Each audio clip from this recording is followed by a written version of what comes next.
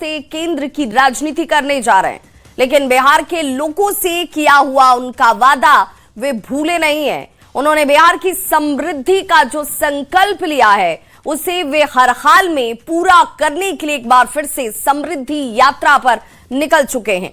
CM की समृद्धि यात्रा का ये तीसरा चरण है, जिसकी शुरुआत उन्होंने सुपौल से की है। सुपौल को उन्होंने करोड़ों की योजनाओं की सौगात दी और आने वाले दिनों में विकसित बिहार बनाने का संकल्प दोहराया। तो निर्मली में जनसभा को मुख्यमंत्री नीतीश कुमार की तरफ से संबोधित किया गया और समृद्धि यात्रा की शुरुआत हो चुकी है सुपौल से, और मुख्यमंत्री ने इस बात को एक बार फिर से जनता के सामने रखा कि उनका जो संकल्प है, उनका जो वादा है जनता से किया हुआ, उस वादे को वो जरूर पूरा करेंगे और हर वो योजना जमीन पर उतरेगी जिसका सपना बिहार वासी देख रहे हैं। चाहे वो शिक्षा हो, स्वास्थ्य की हालत की बात हो, तमाम चीजों पर सरकार का जोर हमेशा रहेगा।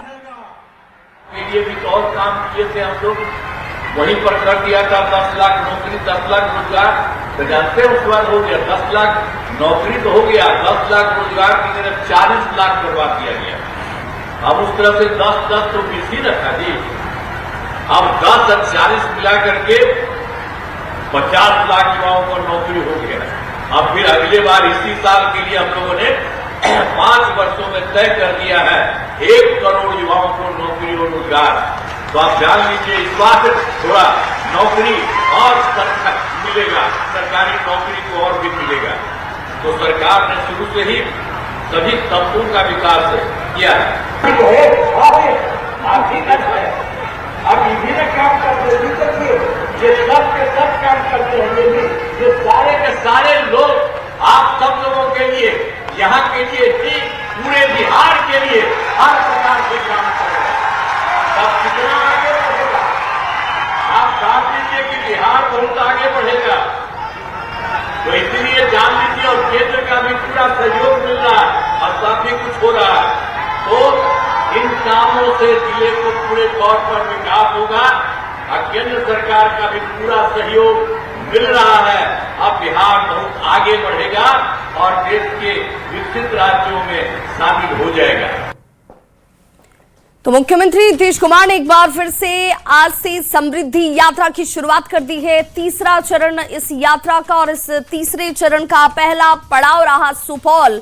और इस मौके पर नीतीश कुमार के राज्यसभा जाने को लेकर मंत्री विजय चौधरी ने, डिप्टी सीएम सम्राट चौधरी ने जो बातें कही, उन बातों को गौर करना बेहद जरूरी है।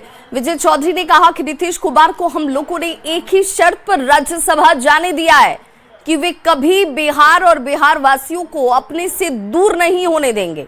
विजय चौधरी ने यह भी कहा कि नीतीश कुमार ने भी हमें वादा किया है कि वे बिहार के विकास और सरकार को चलाने में अपना मार्गदर्शन हमेशा देते रहेंगे।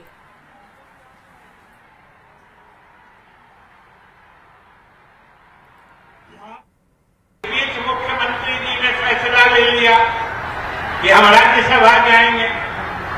संकल्प के कितने पक्के हैं अभी हमने आपको कहा। हम लोग सबने चाहा, लेकिन सबकी मांग के इन्होंने कहा कि नहीं हमको राज्यसभा जाने दीजिए। लेकिन हम लोगों ने भी इनको जाने दिया है एक वादा लेके, और वह वादा यही है कि आपने कहा कि भले आप राज्यसभा चले जाइए, लेकिन बिहार और बिहार वासियों को कभी अपने से दूर नहीं समझिएगा। आप जही हैं वही हम लोग आपके साथ हैं, और आपको बिहार से, बिहार की राजनीति से और बिहार के सरकार से हमेशा मतलब रखना पड़ेगा और नेतृत्व देना पड़ेगा, क्योंकि हमें तो आदत सी पड़ी है आपके नेतृत्व में काम करने। आपके नेतृत्व के बिना बिहार का कोई भी व्यक्ति बिहार को आगे बढ़ने की कल्पना भी नहीं कर सकता। तो इन्होंने वादा किया है कि हम दिल्ली भी जाएंगे, लेकिन अधिकांश बिहार में ही रहेंगे और बिहार वासियों की खिदमत करते रहेंगे। हम लोगों ने भी इसी बात पर मान लिया है। तो वहीं डिप्टी सीएम सम्राट चौधरी ने भी नीतीश कुमार को लेकर बड़ी बातें कही। उन्होंने कहा कि नीतीश कुमार बिहार छोड़कर नहीं जा रहे हैं, और उन्हीं के नेतृत्व में बिहार का विकास होगा। सरकार अपना काम करेगी। सम्राट चौधरी ने कहा कि पलायन रोकने और 1 करोड़ नौकरी और रोजगार का जो सरकार का संकल्प है उसे नीतीश कुमार के नेतृत्व में ही पूरा किया जाएगा और उनके मार्गदर्शन में बिहार को श्रेष्ठ बनाएंगे। अब नीतीश कुमार जी ने संकल्प लिया कि अगले 5 वर्षों में बिहार से जो लोग पलायन करते हैं उनको पलायन नहीं करने देना है। इसी बिहार में उनको चुन चुन कर रोजगार देने का काम नीतीश कुमार के मार्गदर्शन में होगा। जरूर आश्वस्त करना चाहता हूं एनडीए के तरफ से, नीतीश कुमार जी कहीं नहीं जा रहे हैं। नीतीश कुमार जी हमारे बीच में हम लोगों को मार्गदर्शन देंगे और बिहार फिर से श्रेष्ठ बनने का काम करेगा। इसलिए मैं फिर से आज समृद्धि यात्रा में आदरणीय मुख्यमंत्री जी का अभिनंदन करता हूं, स्वागत करता हूं और विजेंद्र बाबू को जरूर आश्वस्त करता हूं कि बिहार पूर्ण रूप से नीतीश कुमार के ही नेतृत्व में काम करता रहेगा। तो बिहार में सीओ की हड़ताल के मामले में विजय सिन्हा की तरफ से एक बड़ा बयान दिया गया। साजिश के सवाल पर उन्होंने ये बयान दिया है कि कोई साजिश कामयाब नहीं होगी, नीयत साफ है, नीति सफल होगी। दबाव की राजनीति यहां पर तो नहीं चलेगी। आरजेडी के समय में नई संस्कृति जरूर पैदा हुई थी। हड़ताल और भोकाल की संस्कृति अब इस डबल इंजन की सरकार में नहीं चलने वाली है। आज काम करने वाली संस्कृति को अपनाना होगा और यही संस्कृति एकमात्र संस्कृति चलेगी। ईमानदारी से काम का सम्मान मिलेगा। फिर राजस्व कर्मचारी और अब सीओ हड़ताल पे हैं, क्या आपके खिलाफ साजिश हो रही है क्या? देखिए, कोई भी साजिश कामयाब नहीं होगा। जब नीयत साफ है तो डबल इंजन की सरकार की नीति सफल होगी। जनता के हित में पूरी पारदर्शिता, ईमानदारी और पवित्रता के साथ काम करने वाले को सम्मान मिलेगा। दबाव और प्रेशर की राजनीति नहीं चलेगी। और हमने स्पष्ट शब्दों में कहा है कि वो राजद कांग्रेस का कल्चर भौकाल बनाने का था, भय पैदा करने का था और उसी पीरियड में हड़ताल और तालाबंदी का एक नया संस्कृति पैदा हुआ था। आज की संस्कृति काम करने का है, सरोकार से सेवा, सहयोग, सबका साथ सबका विकास का भाव करने वाले ही सम्मान पाएंगे। और दोपहर 2 बजे तेजस्वी यादव की तरफ से एक अहम बैठक बुलाई गई और इसी बैठक में एआईएमआईएम शामिल नहीं हो रहा है। बीएसपी विधायक के भी शामिल होने पर इस वक्त संशय वाले हालात जरूर बने हुए हैं, क्योंकि राज्यसभा की जिस सीट के लिए आरजेडी की तरफ से दावेदारी और उम्मीदवारी दिखाई गई है उसमें एआईएमआईएम और बीएसपी का शामिल होना उतना ही जरूरी है। और ऐसे में जो खबर आ रही है वो जरूर पेशानी पर बल डाल रहा होगा, क्योंकि एआईएमआईएम इस बैठक में शामिल नहीं हो रहा है। बीएसपी के भी शामिल होने को लेकर, जो बीएसपी के विधायक है उनके भी शामिल होने को लेकर संशय। राज्यसभा चुनाव को लेकर ये बैठक अपने आप में बेहद महत्वपूर्ण। एआईएमआईएम के बिना आरजेडी का जीतना मुश्किल है। ओवैसी से बात कर सकते हैं तेजस्वी यादव। जो जानकारी इस वक्त सामने आ रही है कि संभवतः वो ओवैसी से बातचीत करें और उसके बाद ही कोई फैसला हो। और राज्यसभा में इसी 5वें उम्मीदवार के लिए 41 विधायकों की जरूरत है। एनडीए के पास बहुमत से सिर्फ 5वीं सीट के लिए 3 विधायक कम है, जबकि आरजेडी उम्मीदवार के पास 6 विधायक कम है। और इस कमी को पूरा करने के लिए जरूरी है कि एआईएमआईएम के 5 और एक बीएसपी के विधायक का समर्थन उन्हें मिले और तब जाकर आरजेडी की जीत संभव हो सकती है।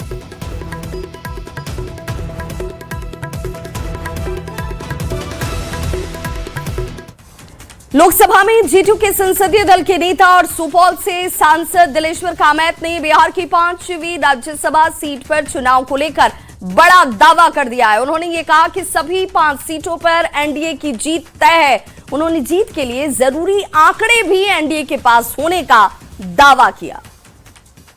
बिहार में 5 सीट है राज्यसभा के लिए और 5 में 5 सीट हमारी एनडीए में के झोले में जाने वाला है। इसमें कोई डाउट ही नहीं है, संदेह नहीं है। और 5 का 5 सीट एनडीए में जाएगा, चाहे कुछ भी वो लोग करे, उससे कोई मतलब नहीं। बीजेपी के राष्ट्रीय प्रवक्ता शाहनवाज हुसैन ने यह दावा किया है कि बिहार की सभी 5 सीटों पर एनडीए की जीत होगी। उन्होंने ये भी कहा कि तेजस्वी यादव चाहे जितनी बैठकें कर लें, इससे कोई फर्क नहीं पड़ने वाला। चुनाव में पता लग जाएगा कि तेजस्वी यादव के साथ कितने लोग हैं। 5 की 5 सीट एनडीए जीतेगा, इसमें कोई शक की गुंजाइश नहीं है। राज्यसभा में 5 सीट पे नितिन नवीन जी, नीतीश कुमार जी, उपेंद्र कुशवाहा जी, अपने शिवेश राम जी और रामनाथ ठाकुर जी, ये 5 जीतेंगे हमारे। तो राज्यसभा की इसी 5वीं सीट के लिए एनडीए के साथ विपक्ष के भी नेता अपनी अपनी जीत का दावा ठोक रहे हैं। जेडीयू और बीजेपी का यह कहना है कि सीट पर एनडीए की जीत तय है, तो वहीं आरजेडी और कांग्रेस ये कह रही कि 5वीं सीट पर उपेंद्र कुशवाहा को उम्मीदवार बनाकर उन्हें बलि का बकरा बनाया गया। बिहार में राज्यसभा के 5वीं सीट को लेकर के चुनाव निश्चित है और विपक्ष के पास पर्याप्त संख्या बल है। 41 विधायकों की संख्या है, जिससे विपक्ष के पास 1 सीट निश्चित रूप से आनी चाहिए और विपक्ष मजबूती से एकजुट होकर राज्यसभा का चुनाव लड़ रहा है और 5वीं सीट पर विपक्ष के उम्मीदवार की जीत निश्चित है, इसमें कहीं कोई शक शंका नहीं है। राज्यसभा की 5 सीट को लेकर विपक्ष जो सपने देख रहा है वो सिर्फ राजनीतिक दीवा स्वप्न है। बिहार की जनता ने पहले ही उन्हें नकार दिया है और संख्या बल भी उनके साथ नहीं है। एनडीए पूरी मजबूती और एकजुटता के साथ चुनाव लड़ रहा है और हमें पूरा भरोसा है कि सभी सीटों पर एनडीए की जीत तय है। विपक्ष के पास न आंकड़े हैं न आधार है, इसलिए वे सिर्फ भ्रम और अफवाह फैलाने की राजनीति कर रहे हैं, लेकिन नतीजे उनके सारे भ्रम तोड़ देंगे। बिहार में राज्यसभा की 5 सीट पर एनडीए की जीत तय है, कहीं कोई कंफ्यूजन नहीं है। भाई तेजस्वी जी ने एक उद्योगपति को उम्मीदवार बनाया है, लेकिन कोई फायदा नहीं होगा भाई तेजस्वी जी। जिस प्रकार से बिहार विधानसभा चुनाव में आप हार गए, वैसे ही राज्यसभा का भी चुनाव आप नहीं जीत पाइएगा। देखिए, आंकड़े का गणित जो कहता है उसमें साफ है कि 41 विधायक जो है वो महागठबंधन के उम्मीदवार के पक्ष में हैं। तो महागठबंधन के उम्मीदवार जो एडी सिंह हैं वो चुनाव जीतेंगे। रही बात एनडीए के 5वें नंबर के उम्मीदवार की, तो भारतीय जनता पार्टी ने अपना सस्पिशियस कैरेक्टर उजागर कर दिया यहां और उपेंद्र कुशवाहा जी को 5वें नंबर का उम्मीदवार बना करके उनको बलि का बकरा बनाया है। मुख्यमंत्री नीतीश कुमार के बेटे निशांत कुमार राजनीति में उतर चुके हैं। 8 मार्च को जेडीयू की सदस्यता लेने के बाद निशांत कुमार लगातार एक्टिव मोड में दिखाई दे रहे हैं। वे पार्टी के विधायकों, नेताओं से मुलाकात कर रहे हैं। वे लगातार सार्वजनिक कार्यक्रमों में शामिल हो रहे हैं और जल्द ही बिहार की सभी 38 जिलों का दौरा भी उनकी तरफ से किया जाएगा। ऐसे में निशांत कुमार को लेकर जेडीयू के युवा नेताओं ने अब मांग करनी शुरू कर दी है। युवा नेता बिहार की कमान निशांत कुमार को देने की मांग करने लगे हैं। जेडीयू के आधिकारिक एक्स हैंडल से पिछले 2 दिनों में देखें तो कई ऐसे पोस्ट किए गए जिसमें निशांत कुमार को बिहार और बिहार की राजनीति का नया सितारा बताया जा रहा है। जेडीयू ने बिहार के विश्वास और उम्मीदों का नया प्रतीक बताया इन्हें और पार्टी के नेताओं का मानना तो ये भी है कि निशांत कुमार की राजनीति में आते ही जेडीयू में एक नई ऊर्जा का संचार हुआ है और अब युवा जोश और नई सोच के साथ जेडीयू आगे बढ़ने को तैयार है। ऐसे में निशांत कुमार को बिहार की कमान सौंपनी चाहिए। तो नीतीश कुमार के बेटे निशांत कुमार को लेकर खबरें ऐसी भी ही सिर्फ नहीं बन रही हैं। जेडीयू दफ्तर से सोशल मीडिया तक, पोस्टर से लेकर पोस्ट तक निशांत कुमार को लेकर जेडीयू में एक बड़ी मांग उठनी शुरू हो चुकी है, क्योंकि निशांत कुमार अब पार्टी के सदस्य हैं और जेडीयू की राजनीति को आगे बढ़ाने की एक बड़ी जिम्मेदारी उनके ऊपर है। ऐसे में निशांत को लेकर कार्यकर्ता लगातार उनके नेतृत्व को अब सामने लाना चाहते हैं और उनके नेतृत्व सौंपने की मांग भी कार्यकर्ताओं की तरफ से उठाई जा रही है।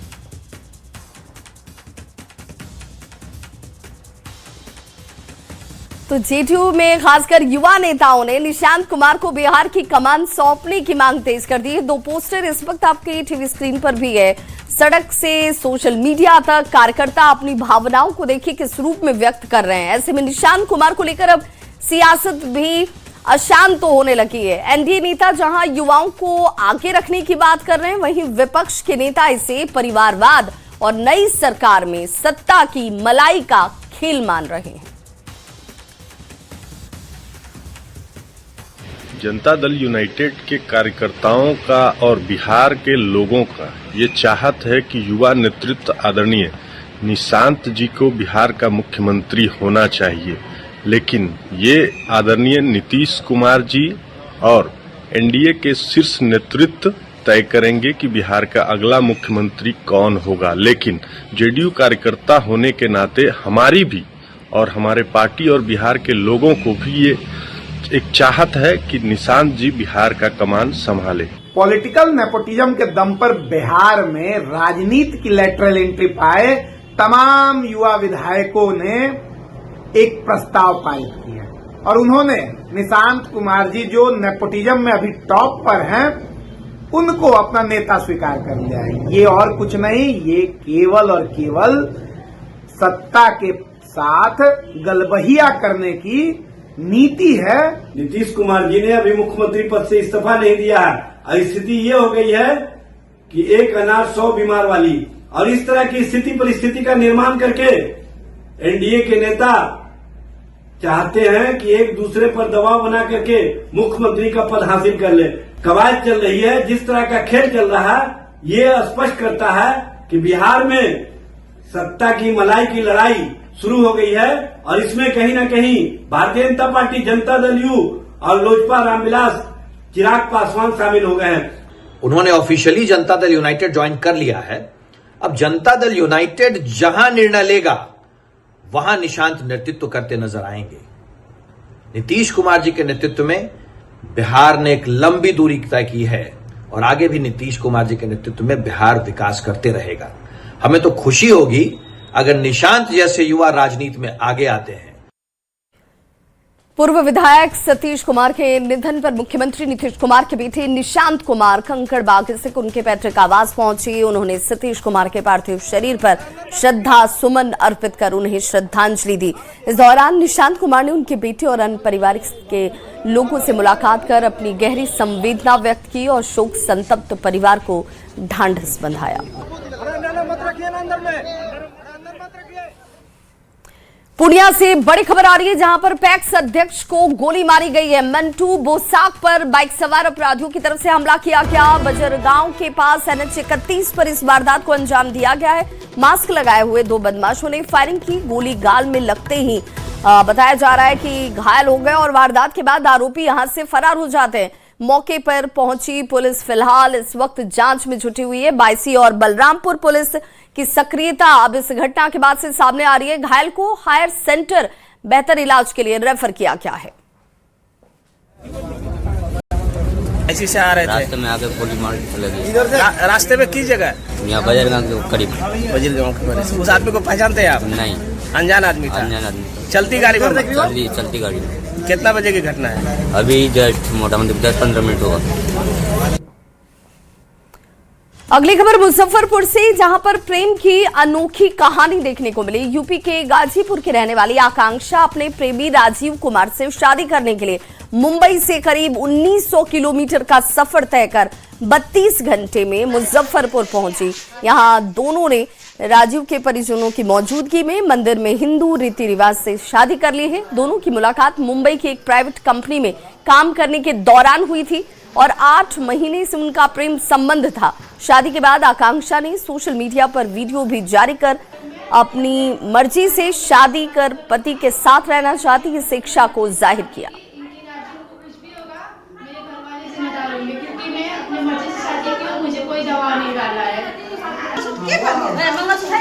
अपने घर से आई हूँ अपने मर्जी से और मैं अपने मर्जी से शादी की। उनसे मेरे घर वाले कुछ भी दबाव देंगे, मेरे घर वाले जिम्मेदार होंगे, क्योंकि मुझे कोई आने के लिए इधर से दबाव नहीं दिया था, कोई ना शादी करने के लिए। मैं खुद से आई हूँ इधर और खुद से अपने मर्जी से शादी की हूँ, क्योंकि मैं घर वालों को अपने नहीं जानती। अब जो भी है मेरा पति है मेरे लिए अब सब।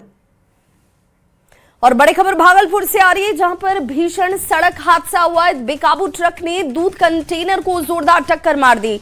टक्कर के बाद कंटेनर जो है वो पलट गया और चालक की मौत हो गई है। मनीष के रूप में मृतक की पहचान हुई है। नाथनगर के दोगच्छी बाईपास मोड़ के पास यह हादसा हुआ। सूचना मिलते ही मौके पर पुलिस दलबल के साथ पहुंची और कुछ देर तक यातायात यहां पर प्रभावित नजर आया। तस्वीरें इस वक्त आपके टीवी स्क्रीन पर भी दिख रही होंगी। पुलिस ने शव को पोस्टमार्टम के लिए भेज दिया है।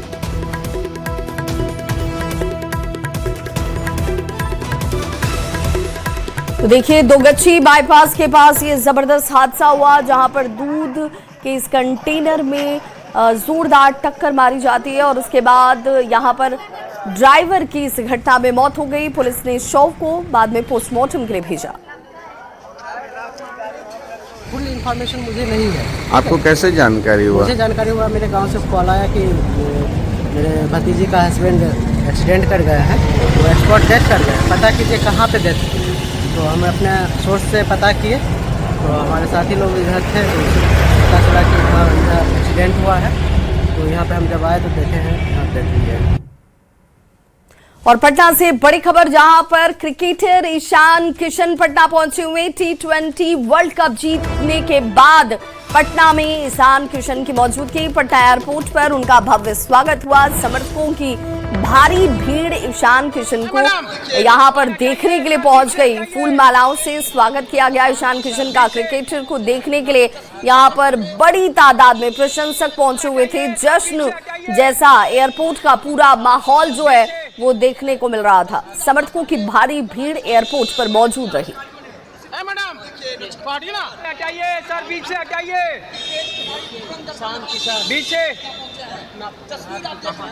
जहाँ ईशान किशन का स्वागत किया अधिकारियों ने। मैडम पार्टी ना जहाँ तो पटना पहुंचे हुए क्रिकेटर ईशान किशन। और आपको बताते चले, T20 वर्ल्ड कप जीतने के बाद उनकी मौजूदगी इस वक्त अपने घर पर है और बेहतरीन खेल का प्रदर्शन ईशान किशन की तरफ से भी किया गया T20 में। और सासाराम के तिलौथू और अमझोर में सोन नदी के किनारे पिछले 3 दिन से हाथियों का आतंक जारी है। हाथी ने कई झोपड़ियों को तबाह कर दिया, जिसकी वजह से किसानों में दहशत का माहौल है।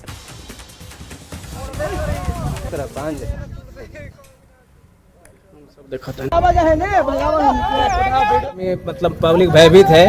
अभी कोई भी परिवार यहाँ पे नहीं है, पूरा आदमी जुटा हुआ है। सोन में वो जा रही है, दिख रहा होगा। अभी यही कहना चाहेंगे, प्रभारी को आना चाहिए यहाँ पे। वन विभाग की टीम पहुंची कि नहीं अभी तक? अभी तक कोई नहीं पहुंचा हुआ है। यो कोई ने कबार कर सब जितना उसमें अनाज था, लौका था, फसल था, सब बर्बाद कर दिया। अभी आप चाहिएगा तो लाइव वहाँ से भी देख सकते हैं। अब पशु पक्षी इधर देख लीजिए, जानवर को भी उठा उठा के पटक दे रहा है। तो बताइए, एक एक व्यक्ति का लगभग 40,000 50,000 का भैंस है। अगर मर जाएगा तो लोग कैसे भरपाई करेगा?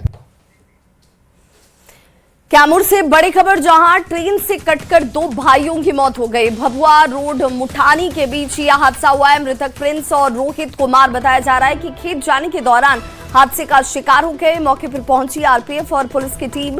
ट्रैक पर ग्रामीणों की भीड़ जरूर इकट्ठा नजर आ रही है और शव को पोस्टमार्टम के लिए भेजा गया है।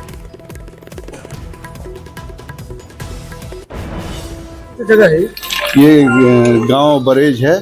सूचना मिला, सूचना पर मैं आया हूं और मोहनिया थाना को भी सूचना दिया गया है।